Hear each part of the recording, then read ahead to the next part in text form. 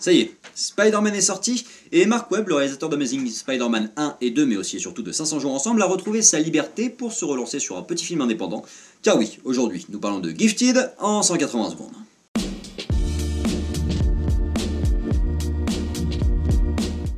Réalisé par Mark Webb et sorti le 13 septembre 2017, un homme se bat pour obtenir la garde de sa nièce qui témoigne d'un don hors du commun pour les mathématiques. C'est un film que j'ai trouvé bien, vraiment cool et vraiment vrai, j'ai envie de dire. La grande force de Gifted et la grande force de la filmographie de Mark Webb en général, c'est que malgré ses défauts, je trouve qu'il pue la bienveillance de son réalisateur.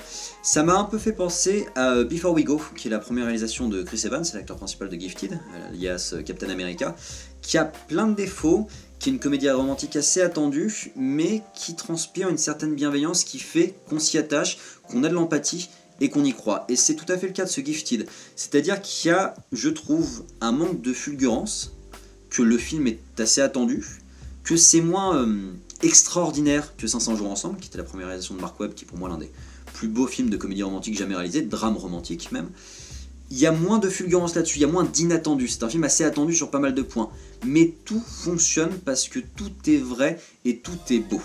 Dans les points positifs, je mettrais vraiment les acteurs qui déchirent. Je trouve que Chris Evans fait plaisir à voir dans ce genre de rôle.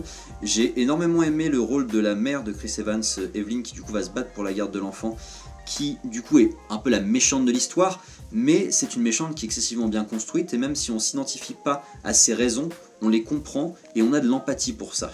Et ça c'est assez joli, c'est-à-dire que sous la ligne narrative de la méchante de base, on a 6 couches différentes qui sont très construites et qui sont plaisantes à voir. Le personnage de la petite fille est très très bien aussi, même, je vais y arriver, Mary, qui est jouée par McKenna Grace, elle fait vraiment une excellente prestation, et puis c'est très drôle de jouer sur ces deux tableaux de la gamine de 7 ans qui parle un petit peu comme une adulte et qui nous joue un peu le côté kick-ass qui fonctionnait très très bien. En plus, il y a des scènes qui sont vraiment fantastiques sur des questionnements que le film aborde de manière assez finote. C'est le questionnement sur la paternité d'adoption, à savoir est-ce que qu'est-ce qui fait un père? Est-ce que c'est les liens du sang ou est-ce que c'est l'éducation tout simplement? Il y a une scène à l'hôpital que je trouve assez forte dans ce qu'elle représente en fait.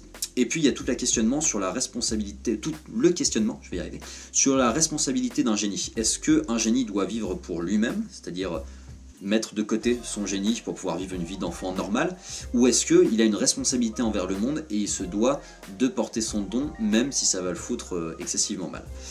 Comme je vous le disais, à côté de ça, c'est pas exempt de défaut, parce que je trouve par exemple que l'histoire d'amour est assez décevante. Il y a une petite histoire d'amour avec la prof de Mary que je trouve ne fonctionne pas et ça me frustre parce que la grande force de Mark Webb ça a toujours été les couples dans ses films, que ce soit Joseph Gordon-Levitt, Zooey Deschanel ou Andrew Garfield et Emma Stone, et que là ça fonctionne pas des masses. Et puis comme je vous le disais, finalement c'est relativement déjà vu, il y a quelques petits manques de fulgurance, mais ça se met de côté parce que je trouve qu'il a une vraie valeur en termes de réalisation, en termes de scénario et en termes purement d'empathie. Et top! J'espère que ce film vous a plu, je vous invite à me dire en commentaire ce que vous en avez pensé, et je vous invite aussi à consulter la page YouTube de Popcast où vous pourrez trouver d'autres critiques en 180 secondes, mais aussi de nouveaux programmes qui attendent votre soutien, à savoir les top séries et les easter eggs. C'est fait par des collègues et c'est très savoureux. Je vous invite à liker, commenter, vous abonner, et je vous dis à très bientôt pour d'autres chroniques en 180 secondes sur Popcast.